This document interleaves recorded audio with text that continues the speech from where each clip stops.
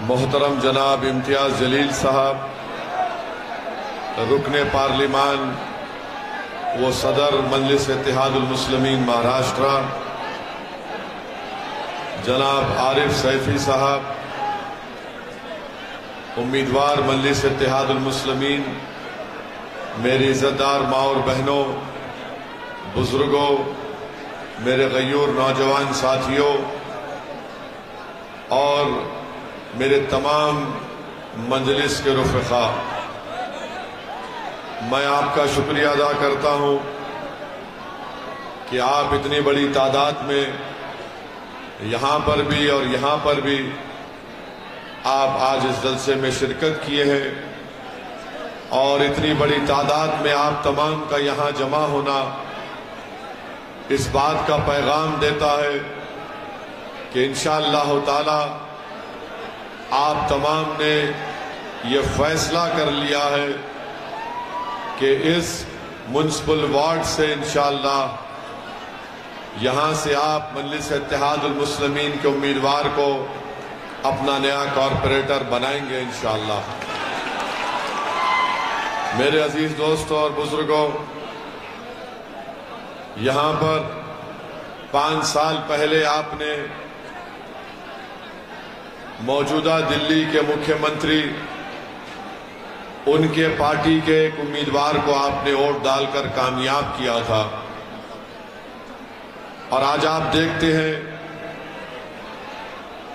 कि इस ओखला के बल्दी हलके में यहां पर बेशुमार मसाइल हैं। आप मुझसे बेहतर जानते हैं कि दिल्ली का मुख्यमंत्री सारी दुनिया में ये ढंढोरा पीटता है कि हम दिल्ली में सबको पानी फ्री में दे रहे हैं, मगर इस वार्ड में पूरे ओखला में कहीं पर भी साफ पीने का पानी दस्तयाब नहीं होता है। जो ज़ेरे जमीन पानी है वो पीने के लिए ठीक नहीं है, वो पानी में नमक है।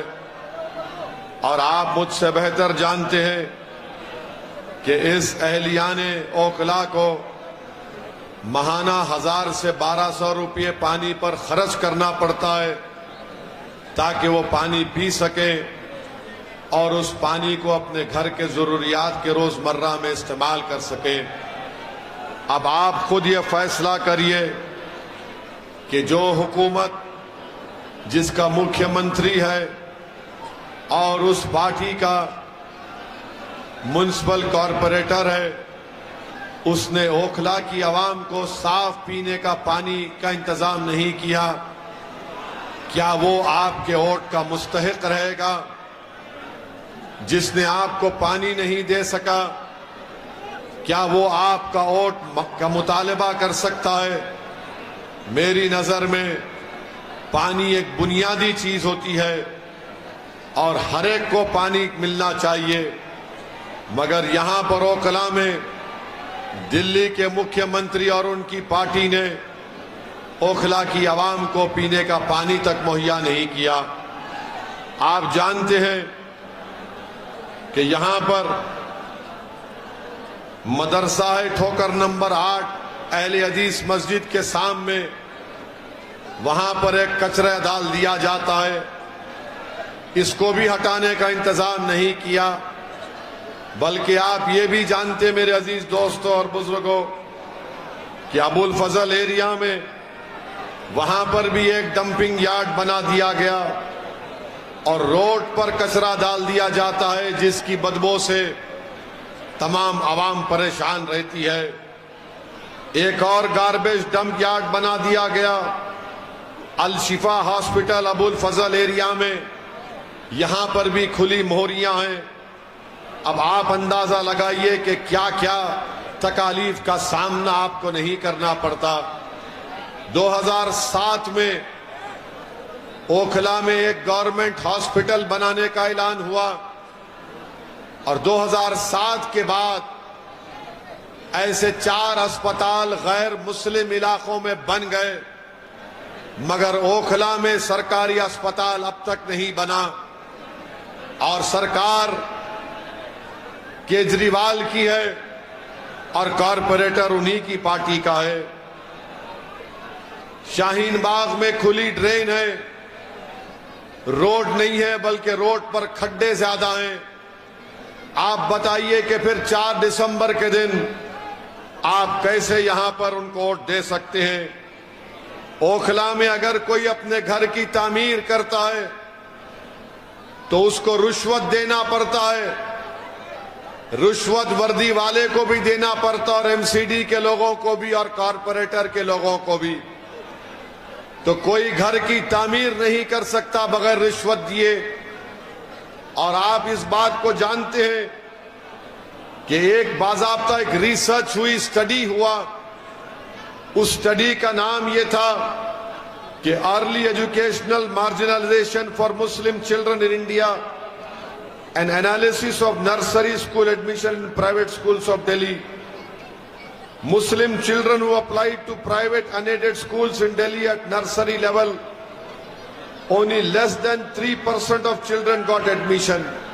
माने ये स्टडी हुई है जिसमें साबित कर दिया गया कि जो लोग ओखला से अपनी बच्चों को और बेटियों को और बेटों को नर्सरी लेवल पर स्कूल में, जो ये ठोकरा 8 से मदरसा और अहले हदीस मस्जिद के सामने से जो कचरे का गार्बेज का डंप है उसको हटा सके, अल-शिफा हॉस्पिटल के सामने जो गार्बेज का डंप है उसको हटा सके, खुली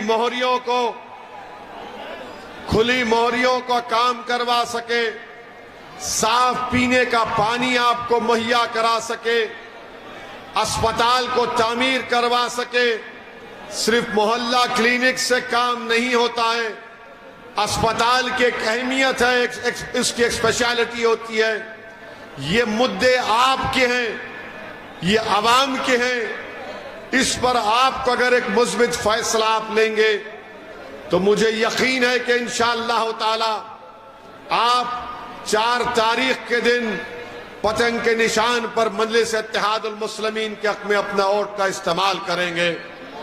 दूसरी बात कि यहां पर आपने असेंबली में और इस वार्ड में आपने छोटे रिचार्ज की पार्टी को कामयाब किया। और आप जानते हैं कि दिल्ली के मुख्यमंत्री कितना झूठ बोलते हैं सेकुलरिज्म के बारे में। मेरे ख्याल से अगर लंबा फेंकने का अगर कंपटीशन होगा कि कौन सबसे ज्यादा फेंकता है, मोदी फेंकता है या केजरीवाल फेंकता है, तो मुझे लगता है कि दोनों बराबरी पर आ जाएंगे झूठ बोलने और फेंकने में। यही दिल्ली का मुख्यमंत्री था जब यहां पर फसाद हुआ। तो फसाद जब हो रहा था, एक स्टेटमेंट दिखा दो दिल्ली के चीफ मिनिस्टर का जो फसाद को कंट्रोल करने के लिए, कम्युनल राइट को रोकने के लिए था। ये वाहिद चीफ मिनिस्टर है जब हिंदू और मुसलमानों में नफरत की आग लग गई तो ये बजाय उस आग को बुझाने के, ये बुज़दिलों की तरह अपनी पीठ दिखाकर जाकर महात्मा गांधी के समाधि के पास बैठ गया अपने मंत्रियों को लेकर। अरे अगर गांधी का तू भक्त था तो तू आता इस इलाके में, तो सब समाज के पास जाकर तुम कहते कि भाइयों शांति को बरकरार रखो, ये नफरत ठीक नहीं है। मगर ये मुख्यमंत्री बुज़दिल था, भाग गया। यही मुख्यमंत्री था जब शाहीन बाग का आपने तारीखी एहतजाज किया, जिसमें आपके एहतजाज से सारे मुल्क के लोगों को एक नई क़ुव्वत मिली, एक नई तवानाई मिली। यही मुख्यमंत्री का बयान आपने सुना होगा कि केजरीवाल चीफ मिनिस्टर ने कहा था अगर मेरे अख्तियार में होता तो मैं शाहीन बाग को आधे घंटे में खत्म कर देता। केजरीवाल अगर तुझ में हिम्मत नाम की चीज नहीं है तो बुज़दिल है। अगर हिम्मत है तो आजा, चुनाव से पहले ओखला में बता तूने ओखला के लिए क्या किया। शाहीन बाग को आता तो हमारी वो बुजुर्ग माए तुझे हाथों हाथ ले लेती, तो इसलिए नहीं आया यहां पर। आओ मुख्यमंत्री केजरीवाल, आओ ओखला को आओ, आकर रिपोर्ट दो तुम्हारी कि तुमने ओखला में क्या किया। चुनाव से पहले आकर दिखाओ कि तुम्हारा कॉरपोरेटर, जिसको तुमने कॉरपोरेटर बनाया, उसने ओखला की आवाम को कैसे धोखा दिया।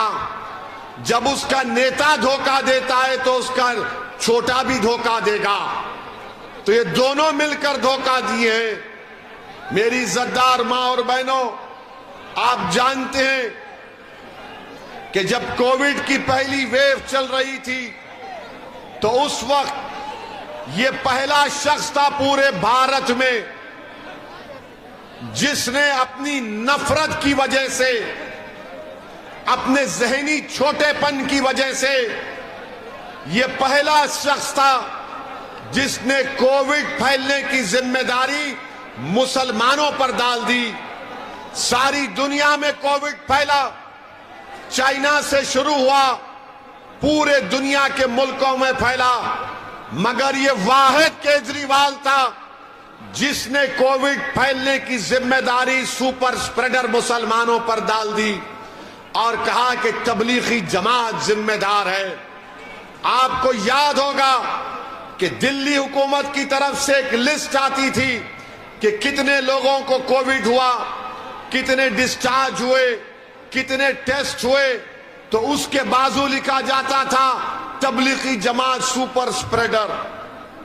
आप बताइए इसकी जहनियत क्या है इस मुख्यमंत्री की कि बैठकर मुसलमानों को बदनाम किया तबलीगी जमात का नाम लेकर। अगर आज भी कोई ये कहता है कि केजरीवाल सेक्युलर है तो पूछो उस सेक्युलर आदमी से कि कोविड के जमाने में तबलीगी जमात को क्यों इल्जाम लगाया। कोर्ट में मुकदमा गया और कोर्ट ने केजरीवाल के पूरे इल्जामात को झूठा साबित किया। मेरे अजीज दोस्तों और बुजुर्गों, भाई साहब रुक जाइए, शटर का रुक जाइए, थोड़ी देर रुक जाइए।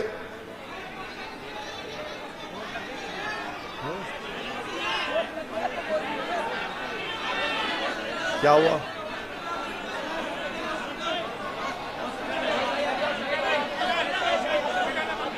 अच्छा हॉस्पिटल है, उठाइए शटर, फिर हम रुकते हैं। हम केजरीवाल की तरह नहीं है।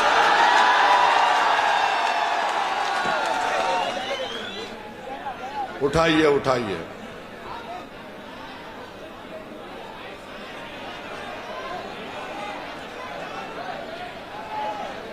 बोले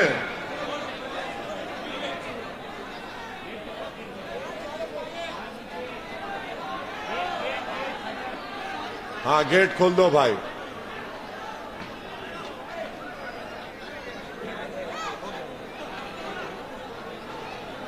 ओके, यू आर हैप्पी?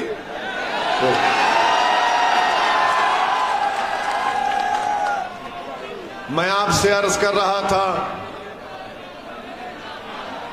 कि दिल्ली के मुख्यमंत्री का असली चेहरा सामने आ गया। एक और मर्तबा आ गया जब दिल्ली के मुख्यमंत्री ने कहा कि मैं अपने बड़े भाई मोदी से अपील करता हूं कि हमारी 500 और 2000 की नोट पर हमारे देवी देवताओं की फोटो को लगा दिया जाए। अब आप बताइए, छोटे भाई बड़े भाई को बोल रहे हैं और बड़े भाई देख रहे हैं कि पूरे मेरे नक्शे कदम पर चल रहा है। यानी भारत का कोई मजहब नहीं है, ये हमारा जो वतन है इसका कोई मजहब नहीं है। अगर कोई खुदा को नहीं भी मानता तो भी भारत उसका है। ये भारत की खूबसूरती और ताकत है। मगर दिल्ली के मुख्यमंत्री को यह बताना है कि मैं बड़े भाई से ज्यादा हिंदुत्व आइडियोलॉजी का मानने वाला हूं। ऐसा लगता है कि किसी जमाने में दोनों बिछड़ गए थे किसी मेले में। एक दिल्ली को आ गया, एक गुजरात में रह गए थे। माने ये कोशिश कर रहे हैं कि हिंदुत्व की आइडियोलॉजी को सबसे ज्यादा कौन मानता है।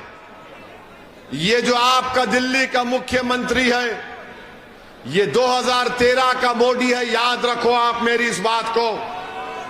अगर कोई ये कह रहा है कि नहीं नहीं वो भाजपा से मुकाबला करने के लिए कर रहा है, तो फिर बताओ यूनिफॉर्म सिविल कोड के ऊपर दिल्ली के मुख्यमंत्री की पार्टी का क्या ओपिनियन है, क्या राय है।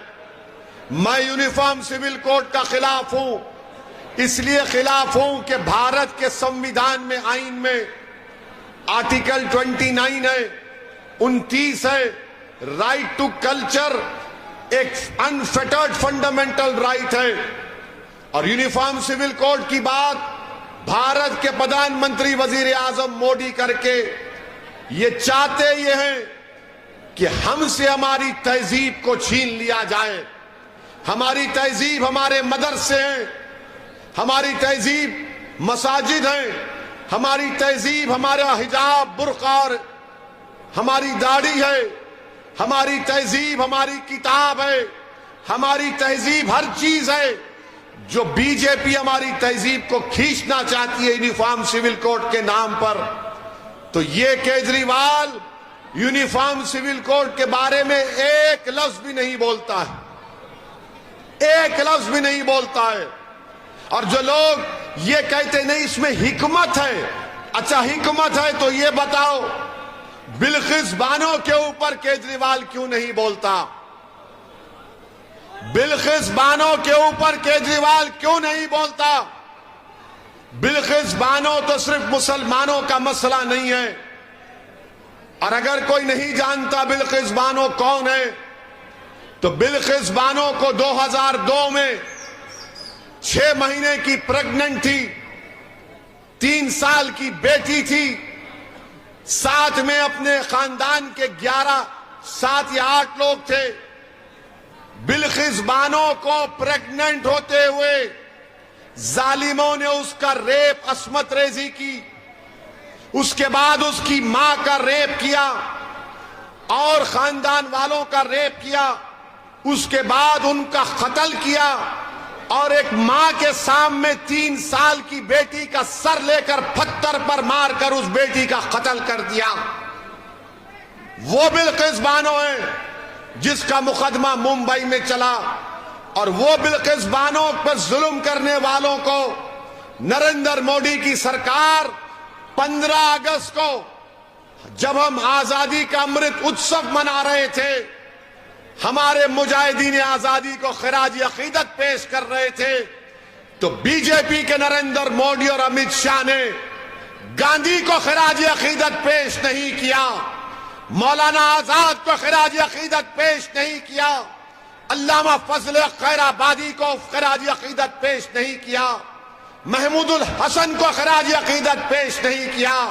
मोदी और अमित शाह ने बिल्किस बानो के रेपिस्ट को, उसके बेटी के कातिलों के खिराज अकीदत पेश किया और उनको जेल से रिहा करवाया। मैं आज भी पूछ रहा हूं, बताओ केजरीवाल, बिल्किस बानो के बारे में तुम्हारी क्या राय है? बोलो बिल्किस बानो के बारे में तुम्हारी राय क्या है? दिल्ली के डिप्टी चीफ मिनिस्टर से पूछा गया, तो उन्हें पूछा गया बिल्किस बानो के ऊपर, तो कहा हम स्कूल बनाते हैं। पूछा गया बिल्किस बानो का रेप हुआ, तो उसने कहा हम टीचर देते हैं।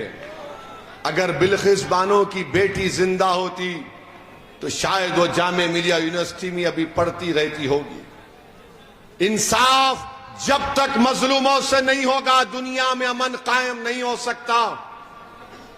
इंसाफ सबसे होना चाहिए, किसी मजहब का हो, किसी जात का हो।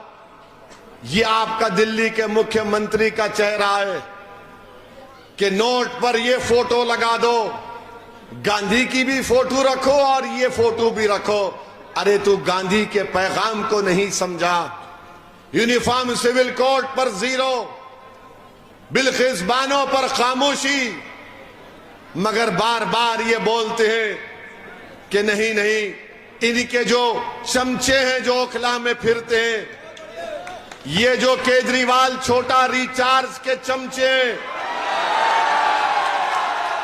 वो बोलते हैं कि नहीं नहीं ऐसा नहीं है, भाजपा को हराना है। मेरे भाई, अंधेरे का अंधेरे से मुकाबला नहीं होता, जुल्म का जुल्म से मुकाबला नहीं होता, अंधेरे का मुकाबला रोशनी से होता है, जहालत का मुकाबला इल्म से होता है। अगर कोई चापलूसी करता है और ये कहता है कि नहीं नहीं मैं केजरीवाल का भक्त हूं, तो तुम केजरीवाल के भी भक्त हो और मोदी के भी भक्त हो तुम लोग, क्योंकि दोनों में कोई फर्क नहीं है, दोनों में कोई फर्क नहीं है। मेरी आपसे गुजारिश है कि पहचानिए इन लोगों को कि दिल्ली में जब आप अल्पसंख्यक समाज मुसलमानों के इलाके में आते तो कहते हैं आपसे कि बीजेपी और मोदी को हराना है, जब किसी और दूसरे इलाके में जाते तो कहते हैं कि मैंने यहां पर स्कूल बनाया, हॉस्पिटल बनाया, पार्क बनाया, रोड बनाई, आपको फ्री पानी दिया। अरे केजरीवाल, यही जबान तुम ओखला में आकर बताओ, यही बात आकर ओखला में करो। नहीं करेंगे, डराएंगे बीजेपी से। याद रखिए, कानून सबके लिए बराबर है। बाबा साहिब अंबेडकर का बनाया हुआ संविधान और आईन सबके लिए बराबर है। कानून मोदी के लिए भी बराबर है तो ओवैसी के लिए भी बराबर होगा इंशाअल्लाह। वो गए डराने के दिन। हमारे जिंदगी का फैसला अल्लाह करता है। और अगर आपने देख लिया कि जब फसादात के बाद जब बच्चे जेल में थे तो क्या कोई केजरीवाल का आकर उन बच्चों की, उन घर वालों की पूछा हालत कैसी है? आपने हालात का मुकाबला किया। और आज जो लोग केजरीवाल के चमचे यहां पर फिरते हैं, उसकी गुलामी करते हैं, मेरे सवाल का जवाब दो। खालिद सैफी जेल में है, खालिद सैफी जेल में है और खालिद सैफी की बीवी, उसकी पत्नी, उसकी वाइफ रोते हुए वीडियो जारी करती है कि खालिद जेल में बीमार है, अगर इलाज नहीं होगा तो खालिद को कुछ हो जाएगा। बताओ केजरीवाल के चमचों, तुमको खालिद की तकलीफ याद नहीं आई? तुमको खालिद की पत्नी की फरियाद तुम्हारे दिल को नहीं पिघलाई? अगर तुम्हारे दिलों में धड़कता हुआ दिल होता तो तुम खालिद की बीवी की तकलीफ को अपनी बहन की तकलीफ समझते। मगर अब देखो, ठहरिए, अब देखो आप केजरीवाल का असली चेहरा। उसका मंत्री जेल में है, खालिद से बड़े इल्जाम में, ईडी के केस में खालिद को जेल में इलाज नहीं होता, बीवी रोती है, मगर केजरीवाल के मंत्री के पैर पर तेल लगाया जाता है, हाथ पर तेल लगाया जाता है। कितनी तकलीफ दे बात है कि उसका नाम खालिद है, इसका नाम जैन है, तो नाम के ऊपर भी नाइंसाफी की जाती है। ये आपको सोचना है कि जेल में भी इंसाफ नहीं हो रहा, जेल के अंदर भी इंसाफ नहीं हो रहा है, क्योंकि वो केजरीवाल का मंत्री है तो उसके हाथ को तेल लगाया जा रहा है, पैर को तेल लगाया जा रहा है, खाना लाकर खिलाया जा रहा है, और वो खालिद बीमार पड़ा है जेल में। मेरे अजीज दोस्तों और बुजुर्गों, ये फैसला आपको करना है 4 तारीख के दिन। अब रहा सवाल कांग्रेस पार्टी का। कांग्रेस पार्टी बहुत बूढ़ी हो गई है। कांग्रेस पार्टी के जो नेता है 15 साल आपने कांग्रेस को सत्ता दी थी दिल्ली में, 15 साल। अब बताओ कौन सा नेता दिल्ली में है उनका?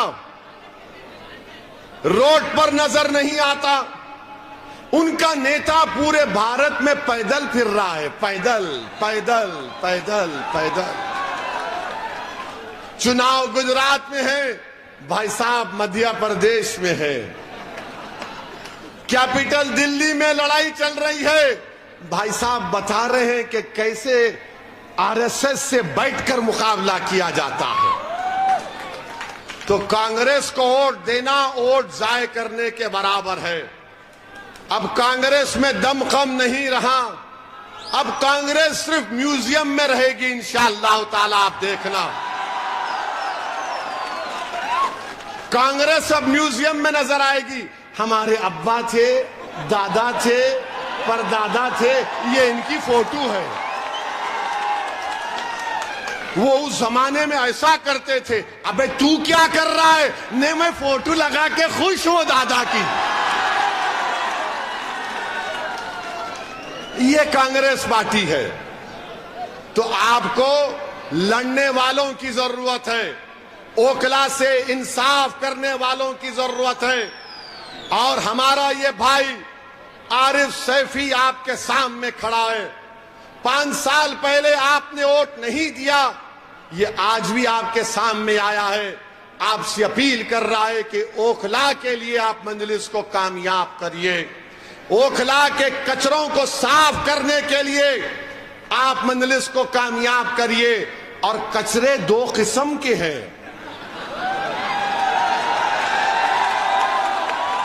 कचरा 2 किस्म का होता है, 2 type, 1 political garbage, 1 actual garbage. यानी एक जो अहले हदीस मस्जिद के सामने जो कचरा है उसको निकालना, एक जो पॉलिटिकल गार्बेज है, सियासी कचरा है, छोटे रिचार्ज का, उसको भी साफ करना है।